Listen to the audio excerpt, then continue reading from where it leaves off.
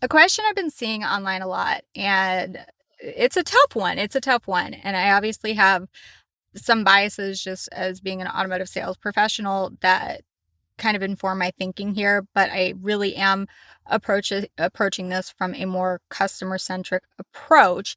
Is can I go back and negotiate on a vehicle I have a deposit on? And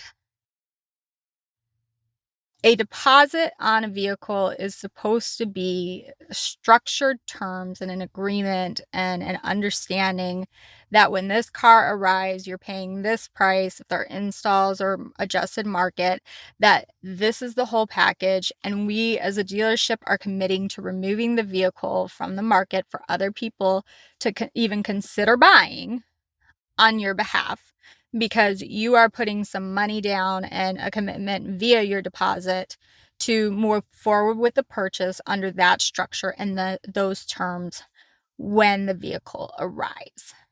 And so if that's already fleshed out, I kind of think of it in the sense of if if the vehicle were to arrive and then all of a sudden like the dealership put a $5,000 market adjustment on the vehicle right there, you would be right to be livid because we had all that agreed upon and fleshed out. And so from a consumer side of things, I I don't want to definitively say no because I don't know the specifics of what you're buying. I don't know the specific parameters, but I do want to caution you that it kind of takes away from the purchase experience.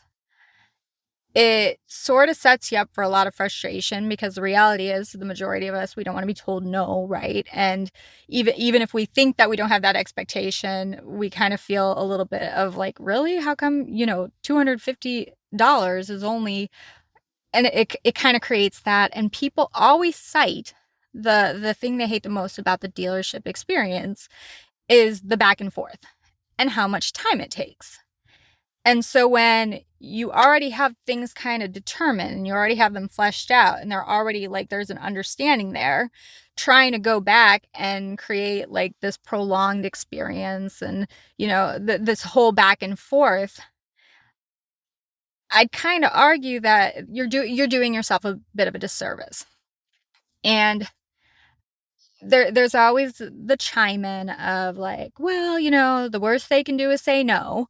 And sure, I mean, who knows in that scenario? So I wouldn't decline it, but I would in the back of my head really kind of question and wonder why, if at the time of the deposit that I signed on it and made that commitment, I was okay with the figures, what's changed in the in between that is making me question or want to go back and want to circle back to those things. And only you can answer that.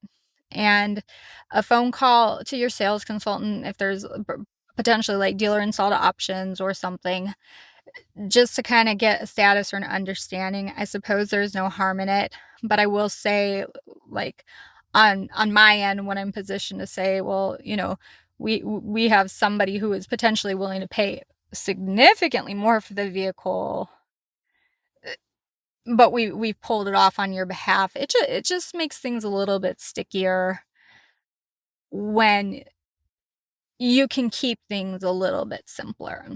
And a negotiation always has to be a win-win. And we want you to leave happy and satisfied, but just I don't know. Count down till delivery, get excited, know what you have going in, and keep it simple would kind of be my encouragement if you were a friend or somebody in my personal life. So good luck, happy shopping, and hopefully a soon congratulations on the new car.